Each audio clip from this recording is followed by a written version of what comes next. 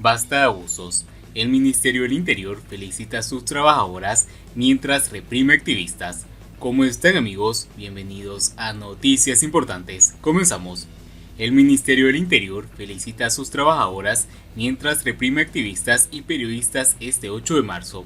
El 8 de marzo es el Día Internacional de la Mujer y el Ministerio del Interior felicita a sus trabajadoras mientras reprime activistas y periodistas independientes. En el Twitter del Ministerio, extendieron una felicitación a las mujeres funcionarias del mismo, protagonistas indiscutibles de la batalla de la vida. En los tiempos desafiantes del COVID-19, nuestras filas se enorgullecen de su ejemplo, agregan acompañado de un video.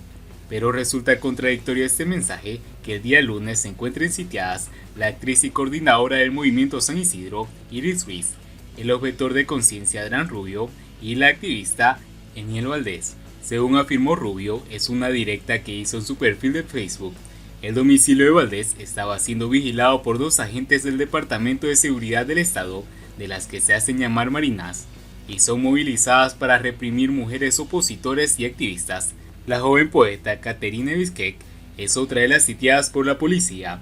Según escribió en sus redes sociales, no es solo la significancia de este día lo que preocupa a muchos hoy. En este instante estamos sitiados, ya que todas las fechas son ahora para nosotros no calendario festivo o feriado, sino calendario presidio, calendario arbitrario, calendario infeliz.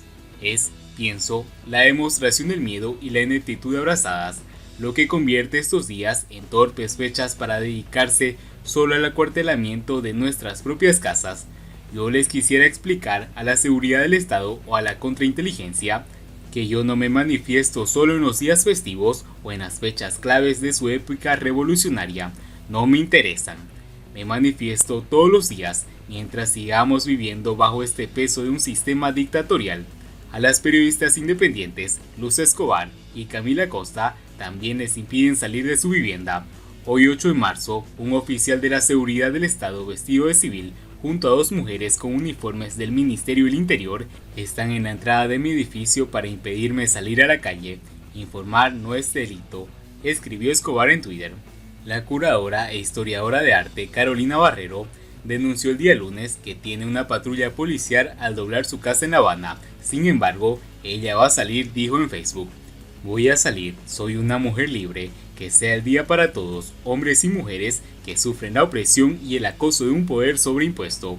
Que sepan que tenemos el poder de decir no, señaló Barrero.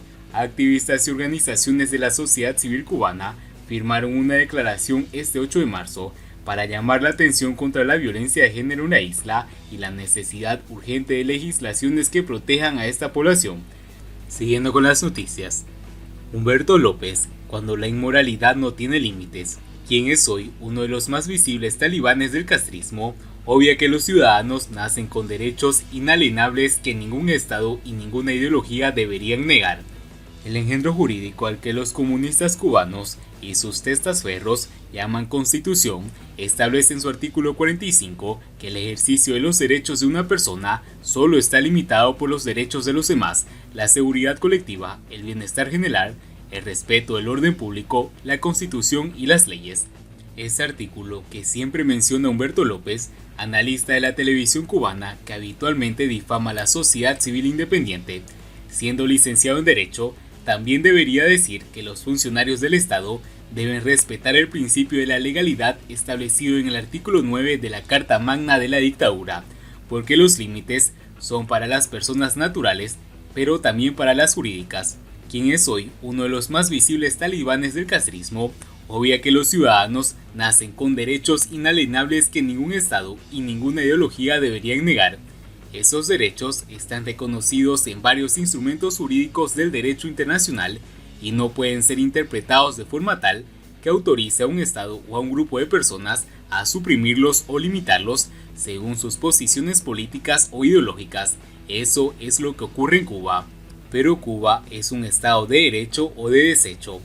En el programa humorístico Jura decir la verdad, transmitido hace algunos años por la televisión cubana, el autor Baudilio Espinosa interpretaba a Pepe Grillo, parodia de Pepe Grillo de la inmortal novela de aventuras de Carlo Collodi, personaje que cuando quería poner en evidencia alguna afirmación, Soltaba una estentórea carcajada. Recuerdo esa imagen cada vez que leo el artículo 1 de la presunta Constitución cubana, violada reiteradamente por la dictadura, en el que se asegura que Cuba es un Estado de Derecho y, para mayor desfachatez, democrático. También recuerdo a Pepe cuando los dirigentes cubanos lo citan con esa convicción tan deletérea que transmiten al justificar la presunta corrección de sus acciones. Si nuestro país fuera un Estado de Derecho, la seguridad del Estado no podría sitiar impunemente en sus viviendas a los miembros de la sociedad civil independiente, violando el artículo 52 de la Constitución, que reconoce los derechos a la libertad de movimiento de las personas. Tampoco podría citar a su antojo, sin consecuencias jurídicas, a quienes, ejerciendo el derecho a la libertad de expresión, usan las redes para opinar sobre nuestra realidad.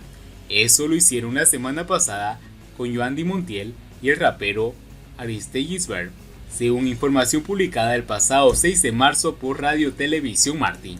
Esas acciones vulneran los artículos 54 y 55 de la presunta Constitución cubana, que afirman que el Estado reconoce, respeta y garantiza a las personas la libertad de pensamiento, conciencia y expresión, y que reconoce el derecho a la libertad de prensa.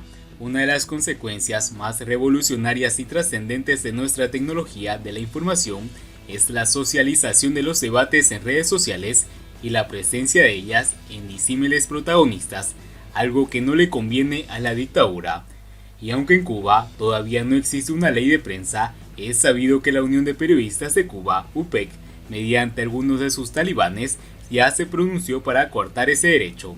ETEXA, el monopolio castrista de telecomunicaciones, en concubernio con la policía política y violando las normas del derecho internacional, interrumpe el servicio telefónico y el acceso a Internet a quienes considera contestatarios al régimen. Ante tales desmanes, los perjudicados carecen de la posibilidad de obtener una tutela jurídica efectiva de su derecho a acceder libremente a los servicios y que no se interfiera a su privacidad, sencillamente porque los tribunales cubanos están subordinados al Ministerio del Interior. En estos días ha habido actos de repudio en varios lugares del país. En ellos, de forma voluntaria, grupos enardecidos de revolucionarios, como afirman algunos periodistas del régimen, han violado el domicilio de los hostigados, los han golpeado e intimidado sin respetar la presencia de menores de edad, lo cual constituye una grosera violación de la inequívoca esencia fascista en los artículos 46, 48 y 49 de la presunta Constitución cubana, que establece el derecho que se respete la integridad física, moral de las personas, su libertad, seguridad y paz, así como su identidad, su intimidad, su honor y su domicilio. En uno de esos casos, en presencia de menores de edad, se llegó a ultimar a una mascota, acción deslenable por las consecuencias psicológicas que pueden tener en ellos, que violó los principios elementales de la Convención sobre los Derechos del Niño, ratificada por Cuba. El pasado 27 de enero, vimos cómo el Ministerio de Cultura, Alpidio Alonso, se abalanzó sobre un joven y le arrebató el teléfono, una conducta antisocial y sumamente despreciable de una persona en su condición, mucho más cuando algunos de quienes lo defienden lo presencian como un poeta. Ha habido también por estos días nuevas detenciones ilegales arbitrarias y amenazas, coacciones de procesos penales, violaciones de secretos de correspondencia y linchamientos mediáticos. Todos esos actos son incongruentes con la naturaleza de un real Estado de Derecho y han sido cometidos impunemente por la seguridad del Estado, con el respaldo de todos los miembros del Ejecutivo de la dictadura.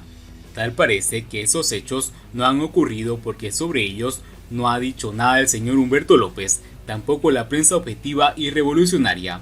Humberto López jamás se ha referido públicamente a la necesidad de poner límites a esos abusos, porque para él, los límites a los que se refiere el artículo 45 de la presunta Constitución cubana solo existen para los miembros de la sociedad civil independiente. Lejos de hacerlo, el conocido testaferro del castrismo afirma que Cuba es un Estado de Derecho, con la misma vergüenza que el señor Alberto Navarro, embajador de la Unión Europea en La Habana, asegura que Cuba no es una dictadura. Y bien amigos, así vamos terminando las noticias importantes del día de hoy. Espero que las noticias hayan sido de su agrado y no olviden que nos ayudarían mucho compartiendo las noticias y así poder informar a muchas más personas de la verdadera realidad en Cuba. Muchas gracias por seguirnos, no olviden suscribirse, nos vemos en el siguiente.